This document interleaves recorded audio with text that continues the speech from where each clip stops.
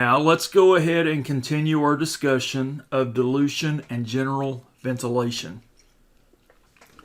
The last time we met in Module 2, we talked about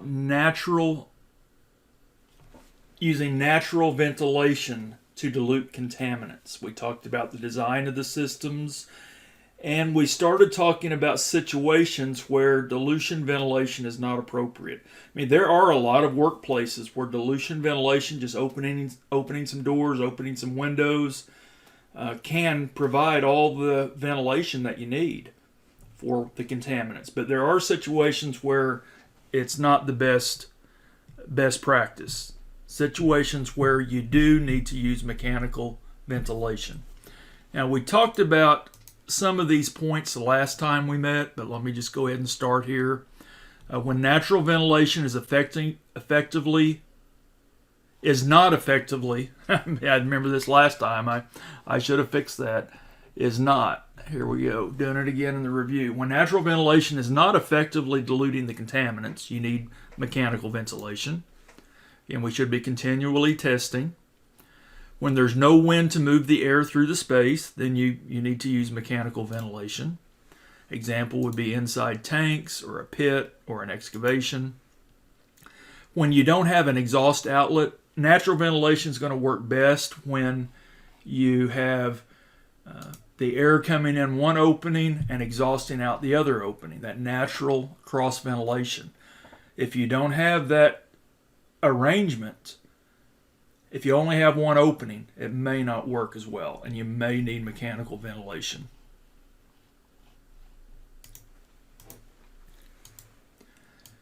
Now, some other situations, we didn't talk about any of these. I think I might have mentioned this one, but we didn't see the slide. If it's an extremely hot or cold environment, and if you let all this hot air in, it's going to overheat your workers. You let all this cold air in, it's going to freeze your workers. You need to have the air treated. You got to have some type of mechanical ventilation that would treat the air, either cooling it or heating it, for the comfort of your workers. And it's more than comfort also. If it's too hot, you could end up with problems with heat-related illnesses. Same thing, if it's too cold, you could end up facing some cold-related disorders or illnesses. Another situation where you can't just open a window would be where the natural air supply would carry contaminants into the workspace. If you have a maintenance shop located next door to a hazardous waste facility, a hazardous waste landfill, you don't want the vapors coming off of that landfill and being carried into your workspace. That situation, you're going to have to close everything up, use some natural ventilation. The makeup air supply needs to be filtered to make sure that you're not allowing any contaminants into the workspace. Also, if natural air movement would disturb or disrupt the work task, you may need mechanical ventilation. Painting would be an example. If you're painting motor vehicles, you can't let dust be blown into the spray booth. You got to keep it contained. You're going to need some type of mechanical ventilation. Welding can also be disrupted. You can end up with bad welds if there's too much air and contaminants blowing across the weld that you're making. These situations may require mechanical ventilation also. Now, if we do need a mechanical ventilation system, the setup doesn't have to be that complex. Let's talk about the basic components of a mechanical ventilation system or a mechanical dilution system. An exhaust fan, usually mounted in the floor, ceiling, or wall, would be needed. Actually, you can even get by without exhaust fans if you have a good supply fan that's bringing in sufficient quantities of fresh air into the space. There are a lot of setups where you only need the supply fan. You don't need the exhaust fan. And we'll talk about this more, but let's say you're in a situation where you can have either an exhaust fan or a supply fan. The supply fan is the better option. Supply fans are better at supplying air than sucking air out, and we'll talk more about that as we continue our discussion. If you can, if you're designing a mechanical system, try to design it so that you can take advantage of any natural ventilation that may be available. Let the natural airflow in and around a building or a workspace assist your mechanical systems. Now, over on the right in these diagrams are a couple of good setups. We have, in the top one here, we have the makeup air coming in to the system. The makeup air, again, fresh air is coming in here, we assume. Fresh air coming in, it's blowing across the worker toward the exhaust fan. We've got the worker here between where the air's coming in and where it's being exhausted. And ideally, the contaminant is going to be in this area. Whatever's causing the contamination is going to be downwind of the worker. We wouldn't want the contaminant here and the worker here because it's going to blow the contaminant toward the worker. That's one possible arrangement. Here's another one. We bring in the air at ceiling height. It's blowing into the space. It's mixing in the space.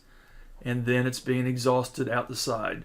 You could have exhaust located in different situations or different locations as well. But this type of arrangement for most workspaces where you're using mechanical dilution systems, it's going to work pretty well.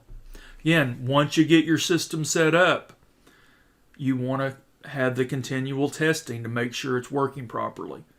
Continually monitoring for oxygen level and any contaminants.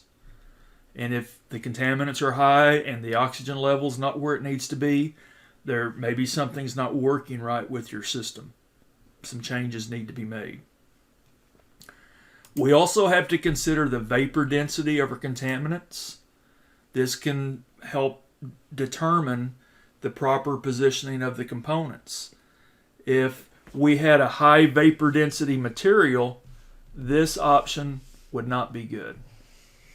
In high vapor density, things would have a tendency to settle at lower elevations because it's heavier than air, and it's not going to be carried up to the exhaust fan that's in the ceiling. Now, there may be situations where a ceiling exhaust fan would be adequate, but if it's a heavier gas with vapor density greater than 1.0, you want your exhaust lower and your makeup air higher. Similar to what we saw in the previous diagrams in the previous slide. If it's a lighter gas with a vapor density less than 1.0, then you're probably going to be able to locate your exhaust higher in the space. Now remember, we're talking about, with dilution ventilation, we're talking about lower toxicity contaminants that are at lower concentrations. If we were talking about highly toxic contaminants at higher concentrations, then we would want to go with a local exhaust ventilation system. Another physical property that we haven't talked about that is related, it's related to vapor density. It's specific gravity. This is the density of a substance relative to the density of fresh water. Now, once we get into some calculations, you'll see we'll talk a lot about specific gravity because specific gravity is included in the dilution ventilation calculations. All right, let's talk about some best practices for mechanical ventilation. And some of these would apply to natural ventilation also. Okay, you want your workstations located between the fresh air supply and the exhaust fan. You want the fresh air supply blowing across the workstation toward the exhaust fan. The workstation is going to be where your workers are at. I pointed out in the previous slide when we had the diagram. You want the fresh air blowing across the worker, blowing across the contaminant, blowing it away from the worker toward the exhaust.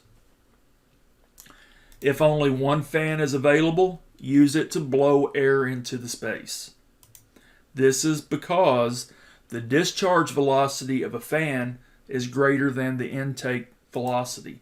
Fans are more efficient blowing than exhausting or sucking the air out of the area. And again, there are some ventilation situations where only one is required. One fan is required, or maybe only one fan is available. You have the fan blowing into the space, and you have a passive exhaust opening. And I'll give you an example of that here a few slides down the road. A situation where you have a fan bringing air in, but then a passive exhaust allowing the air to leave the space.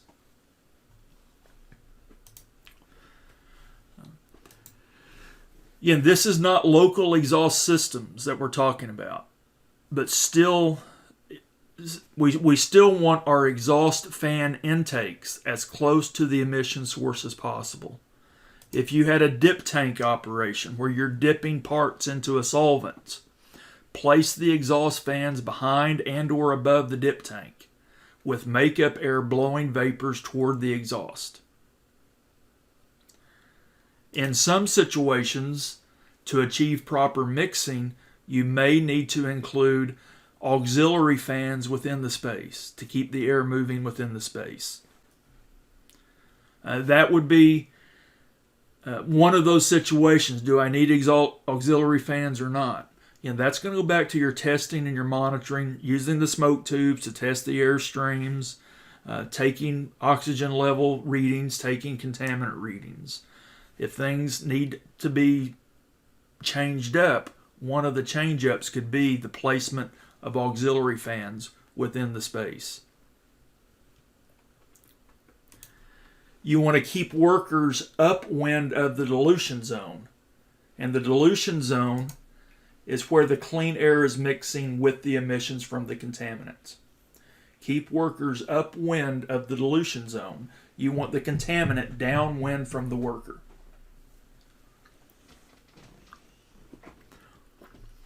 And also, we need to make sure that our system has an adequate level of makeup air. Just like with a local exhaust ventilation system, if the makeup air is not sufficient, the system could become airbound. And a negative static pressure within the space is going to interfere with functioning of the system, and it's not going to work as efficiently. Okay, let's talk about tank entry. Entering a tank.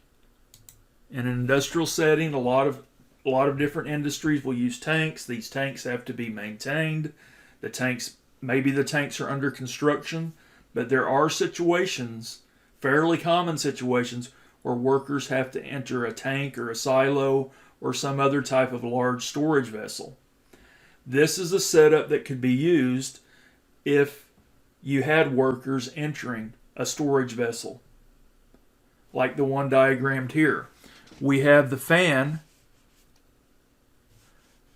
Where's my pen at? There we go. Have the fan supplying air into the space.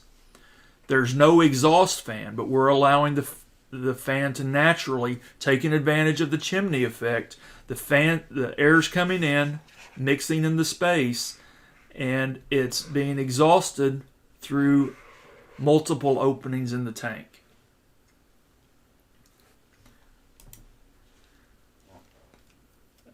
With an operation like this, and I'm sure you're sick of me saying it, you got to continually monitor.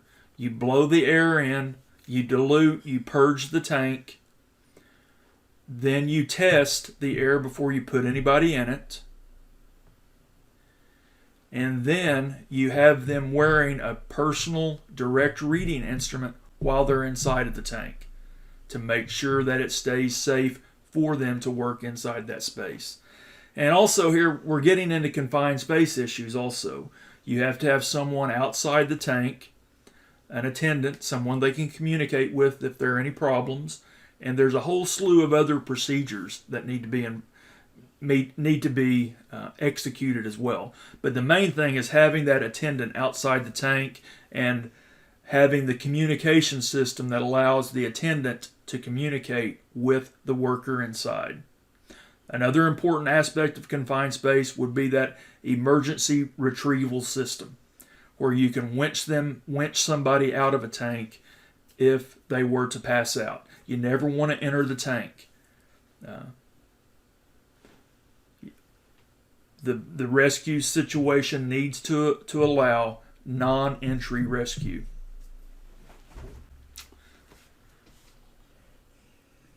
All right, let's move on and talk about assessing the effectiveness of dilution ventilation. A lot of the same methods that we used for local exhaust ventilation would also apply to dilution ventilation, along with the continual monitoring that I've beaten into the ground already. You can do smoke tube testing to identify airflow and mixing in the workspace. Make sure you're getting that kind of mixing airflow that you need so that the fresh air is diluting the contaminated air.